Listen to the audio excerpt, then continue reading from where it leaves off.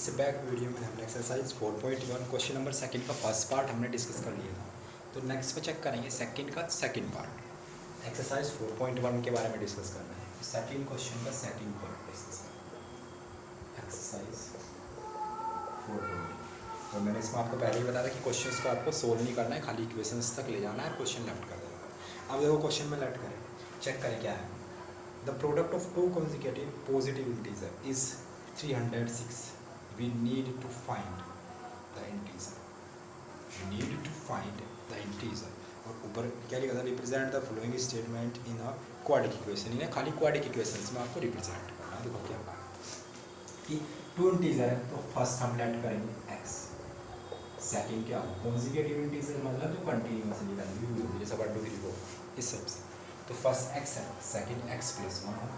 According to question दोनों की product क्या दी है, according to question x × x + 1 = 306। आगे आप इसको सेल्फ सोल्व करो, इसे किस फॉर्म में लेके जाना है, ax² + bx + c। Clear. As it is आप थर्ड पार्ट चेक करें। अब थर्ड पार्ट में आप चेक करें, थर्ड पार्ट में क्या है ना कंडीशन दी, तो इससे चेक करेंगे। अब सेकंड ऐसे टाइप से थर्ड पार्ट चेक करें। थर्ड में क्या कहा है, Rohan's mother is 26 year older than him. The product of their ages in year 3 year from now will be 360. We need like to find Rohan percentage. अब देखो solve नहीं करना है क्वेश्चंस को, खाली क्वेश्चन तक ले जाना है और वहीं पर लगा। अब देखो चेक करें क्वेश्चन में क्या कंडीशन थी। सेकंड अब रोहन ही तो हमेशा ध्यान रखना, जब भी हम लेट करेंगे तो वो लेट कंडीशन लेट वो परसेंटेज होगी, तो let the percentage of Rohan is equal to x। और उसकी मदर उसकी एज से कितनी है 26 ओल्डर, तो 26 ओल्डर तो उसकी मदर की एज क्या रहेगी x + 26। अब क्या कहा है कि अब आगे चेक करें क्वेश्चन में क्या कहा है कि 3 ईयर फ्रॉम नाउ मतलब ये प्रेजेंट वैल्यू है। 3 year from now value move होगी फ्यूचर में, तो ये एज कितनी हो जाए सॉरी फॉर दैट। अब चेक कर देखो रोहन की परसेंटेज हमने सेलेक्ट करी, तो मदर की अकॉर्डिंग टू क्वेश्चन क्या होगी x + 26।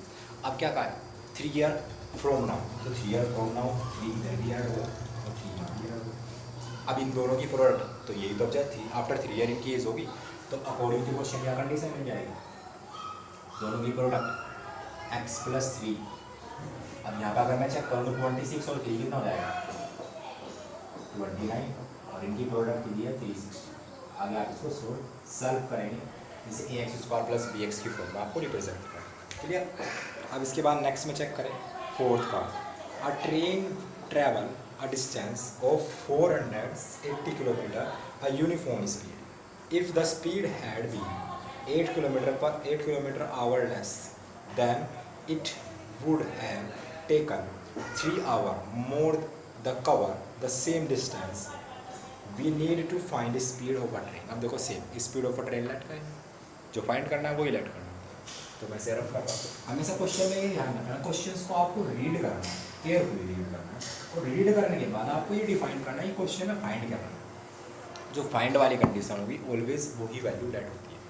तो ये था फोर्थ पार्ट। तो लेट करेंगे, लेट द स्पीड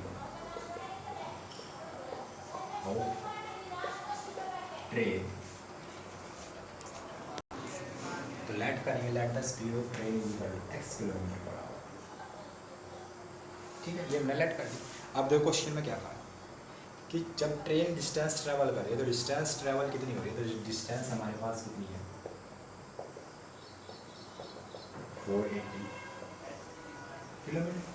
480 किलोमीटर। अब क्या कहा है कि जब स्पीड उसकी जो स्पीड हो वो 8 किलोमीटर लेस कर दी जाए, तो कितना टाइम ले जा रहा है 3 आवर। तो 3 आवर टाइम ले जा रहा है जब उसकी स्पीड को हम लेस कर रहे हैं। अब स्पीड x थी, हमारे पास फॉर्मूला क्या होता है, speed equal to distance upon time. अब टाइम देखो, टाइम में क्या कहा है कि जो पहले से टाइम ले जाएगा उसमें 3 आवर मोर ले रही है। अब देखो इसका मतलब पहले एक्चुअल टाइम निकालना पड़ेगा जब उसकी स्पीड x होगी। तो यहाँ से अगर मैं टाइम निकालूँ तो टाइम इज इक्वल टू क्या रहेगा डिस्टेंस अपॉन स्पीड। तो यहाँ से अगर मैं टाइम निकालूँ, इसको मैं t1 बना लेता हूँ जो फर्स्ट वाला टाइम। अब देखो चेक करें डिस्टेंस कितनी है 480 अपॉन एक्स। ये जो टाइम लिया जा रहा होगा, ये टाइम लिया जा रहा होगा फर्स्ट, जब उसकी स्पीड चेंज नहीं हुई, जब एक्स टाइम। अब T2 के लिए अगर चेक करें स्पीड में क्या कहा है कि स्पीड क्या होगी, जो स्पीड थी वो 4 लेस हो गई, 4 लेस हो गई, सॉरी 8 लेस हो गई, तो 8 एक्स माइनस 8, डिस्टेंस सेम है, डिस्टेंस सेम रहेगी। तो अब यहाँ पर T2 क्या निकलेगा 480 अपॉन एक्स माइनस 8। अब क्या कहा है कितना टाइम लिया जा रहा है, कितना टाइम मोड लग रहा है 3 आवर मोड। तो मतलब यहाँ पे है 3 आवर कम लग रहे थे, मतलब अगर मे बी यहाँ 6 आवर लग रहे थे तो आपसे क्या लग रहा है 9 आवर लग रहे हैं। तो इन दोनों का एक टाइप से डिफरेंस दिया होगा, तो अकॉर्डिंग टू क्वेश्चन ये वैल्यू बनेगी T1 माइनस T2। पहले 3 आवर लेस थे, 3 आवर लेस थे, तो 3 आवर एक्स्ट्रा हो रहे हैं, तो इसका मतलब यहाँ पे 3 आवर ये एक्स्ट्रा थे, ये लेस, दोनों को डिफरेंस 3 आवर दिया। अब यहाँ वैल्यू रखें 480 upon x minus 480 upon x minus 8 is equal to 3। आगे आप इस क्वेश्चन को सेल्फ सोल्व करेंगे, आपको इसको a x square plus b x plus c की फॉर्म में। देखो क्वेश्चन में मैंने फिर से एक बार रिपीट कर रहा हूँ, स्पीड हमने लेट कर ली एक्स, डिस्टेंस सेम है। अब क्या कह रहा है, स्पीड जो है उसकी यूनिफॉर्म स्पीड से वैल्यू। अब देखो क्या कहा है, speed is equal to distance upon time. First of all जो टाइम लग रहा था, फर्स्ट का टाइम चाहिएगा, तो फर्स्ट टाइम हमने निकाला, तो जो स्पीड लेस नहीं कर रहे थे, जो एक्चुअल स्पीड थी उसी यूनिफॉर्म स्पीड से, तो हमने लेट कर लिया यूनिफॉर्म स्पीड एक्स, तो 480 अपॉन एक्स। अब जो उसकी स्पीड को हमने 8 किलोमीटर पर आवर लेस कर दिया, तो स्पीड पहले एक्स थी, अब एक्स माइनस 8 हो जाएगी, तो एक्स माइनस 8 जब टाइम करेंगे तो टाइम अब क्या हो रहा है 3 आवर एक्स्ट्रा लग रहा है, मोर लग रहा है, मतलब यहाँ 3 आवर कम लग रहे थे, यहाँ 3 आवर एक्स्ट्रा लग रहा है। मतलब अगर यहाँ 6 आवर लग रहे थे, तब यहाँ पे कितने आवर लग रहे हैं 9 आवर लग रहे हैं। तो दोनों अकॉर्डिंग टू क्वेश्चन क्या वैल्यू बन जाएगी T1 minus T2 is equal to 3। T1 हमने कौन सा टाइम वैल्यू यूज़ की, जो फर्स्ट था जब उसकी स्पीड चेंज नहीं की, और जब उसकी स्पीड चेंज कर दी इसको हमने T2 बना लिया, T1 minus T2 is equal to 3। Clear? I hope आपको ये क्वेश्चन क्लियर हो गया हो। तो इस टाइप से ईजिली मेथड से क्वेश्चन को सोल्व कर लेंगे, इसमें कुछ ऐसा कुछ डिफिकल्ट पार्ट नहीं है। अब इसके बाद नेक्स्ट में चेक करें एक्सरसाइज, नेक्स्ट पे मूव करेंगे एक्सरसाइज 4.3। अब देखो यहाँ पे मैंने आपको पोलिनोमियल्स में ही बताया हुआ है, नहीं बताया होगा आप ध्यान दीजिए। पोलिनोमियल में मैंने आपको क्या बताया था कि जो पोलिनोमियल में हम चेक करते थे कि वहाँ पे हम जब पोलिनोमियल में चेक कर रहे थे तो क्वाड्रिक पोलिनोमियल्स में हम क्या करते थे, वहाँ पे जीरोस होते थे, वहाँ पे क्या होते थे जीरोस। बट जब क्वाड्रिक इक्वेशंस में आएंगे तो वो जीरो ही यहाँ पे रूट की फॉर्म होंगे, दोनों में डिफरेंस कुछ नहीं होता है, ये भी सॉल्यूशन थे ये भी इसके सॉल्यूशन होंगे। तो जीरो यूज़ होंगे पोलिनोमियल में और रूट्स यूज़ होंगे क्वाड्रिक इक्वेशंस में, ये ध्यान रखना। तो एक्सरसाइज 4.2 चेक करते हैं, एक्सरसाइज 4.2।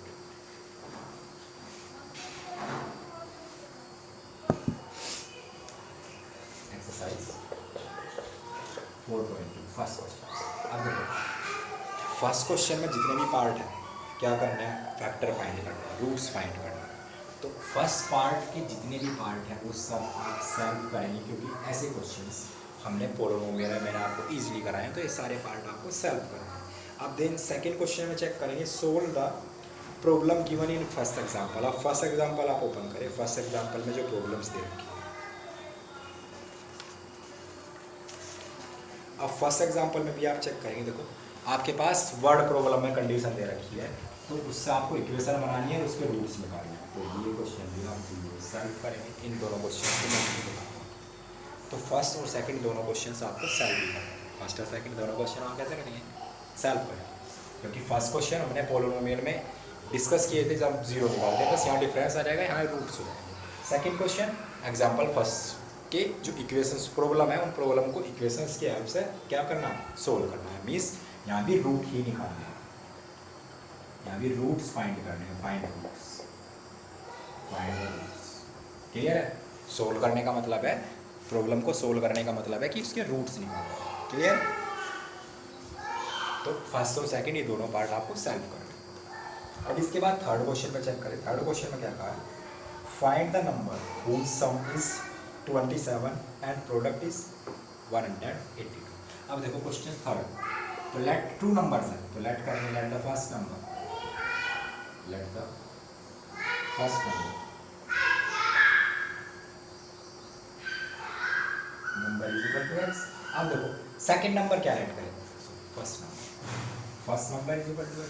अब दो नंबर्स का सम दिया है। अगर देखो सेकंड नंबर हम क्या लेट करें, सेकंड नंबर हम same let the second number is equal to हमने सेम वाई लेट करें, जैसे हम लीनियर इक्वेशंस में करते थे। तो अब उसने क्या कहा है, अकॉर्डिंग टू क्वेश्चन वैल्यू है x प्लस वाई, दोनों डिजिट दोनों नंबर्स का सम कितना है 27। बट यहाँ हम पढ़ रहे हैं क्वाड्रेटिक इक्वेशन, तो क्वाड्रेटिक इक्वेशन में दो वेरिएबल तो यूज नहीं होंगे, तो उसका मतलब y की हम यहाँ से जो वैल्यू निकालेंगे तो y की वैल्यू क्या है 27 माइनस एक्स। तो हम y यूज़ ना करकर y की पोजीशन पर हम क्या यूज़ करेंगे, तो मैं इसको ऐसे लिख लूँगा जो मैंने ये y लेट किया 27 माइनस एक्स। मैं डायरेक्ट ये बता सकता था ये आपको कि लेट कर लेंगे first number x and second number 27 minus x, but मैं डायरेक्टली नहीं बता रहा हूँ कि आप सेकंड नंबर y ही लेट करें, बट y यूज़ नहीं करेंगे कि क्वाड्रेटिक इक्वेशन सोल्व करने। तो क्योंकि क्वाड्रेटिक इक्वेशंस में वेरिएबल वन ही तो दो है, तो सेकंड वेरिएबल यूज़ नहीं करेंगे, तो सेकंड वेरिएबल की हम वैल्यू निकाल लेंगे इन फर्स्ट वेरिएबल की टर्म में। भाई y था, y तो अपने सेकंड वेरिएबल यूज़ किया, तो हम y यूज़ ना कर y की वैल्यू निकाल लेंगे in term of x, in term of x। तो यहाँ से निकालेंगे जो कंडीशन मिलेगी, क्योंकि कहा है दोनों नंबर्स का सम कितना है 27, तो यहाँ से मैंने y की वैल्यू निकाली, तो कंडीशन क्या बनेगी 27 माइनस एक्स। अब क्वेश्चन में क्या कहा है, उनकी जो प्रोडक्ट है तो अकॉर्डिंग टू क्वेश्चन ही बनेगी वैल्यू, अकॉर्डिंग टू क्वेश्चन। अब दोनों की प्रोडक्ट, इसका मतलब x और उसके साथ में किसकी प्रोडक्ट करनी है 27 माइनस एक्स, इनकी जो प्रोडक्ट दे रखी है वो कितनी है 360। आगे इस क्वेश्चन को आप सेल्फ सोल्व करेंगे। आप नंबर फाइंड करना है, तो फर्स्ट ऑफ ऑल यहाँ से आप इसे सोल्व करने के बाद x निकालेंगे पहले, तो ये इक्वेशन चेंज होगी x square plus b x plus c की फॉर्म में इज इक्वल टू 0। जब सोल्व हो जाएगी तो आप x निकालेंगे, जैसे आपके पास x निकलेगा तो फर्स्ट नंबर निकल जाएगा, सेकंड नंबर निकालने के लिए क्या करेंगे 27 में से x सब्सट्रैक्ट कर देंगे तो सेकंड नंबर से फाइंड होगा। क्लियर, तो इस टाइप से डिफाइन करेंगे। ऐसे नहीं है कि जो x आएगा वही आंसर आ जाएगा, दोनों नंबर्स फाइंड करने हैं। तो फर्स्ट नंबर तो x ही है, सेकंड नंबर हमारे पास था y, तो y की वैल्यू क्या है 27 माइनस एक्स, तो यहाँ पे x की वैल्यू रखेंगे और 27 में सब्सट्रैक्ट करेंगे और वैल्यू डिफाइन करेंगे। तो ये थर्ड क्वेश्चन यहाँ तक मैंने क्वेश्चन तक डिस्कस किया, आगे आप इसको सेल्फ सोल्व करेंगे। क्लियर, तो आज यहीं तक रखें। हमने एक्सरसाइज 4.1 क्वेश्चन नंबर सेकंड के सेकंड पार्ट, थर्ड और फोर्थ ये पार्ट डिस्कस किए। फिर 4.2 में हमने डिस्कस किया कि सेकंड और फर्स्ट और सेकंड क्वेश्चन ये आपको सॉल्व करना है, रूट्स निकालने हैं, जैसे हम पोलिनोमियल्स में निकालते थे, बट वहाँ क्या होते थे जीरोज होते थे और यहाँ क्या होंगे रूट्स होंगे। ऐसे सेकंड क्वेश्चन मैं सोल्व करके आपको बताया। तो क्लियर, आज यहीं तक रखते हैं, मिलते हैं नेक्स्ट वीडियो में नेक्स्ट क्वेश्चन के साथ, तब तक के लिए बाय बाय।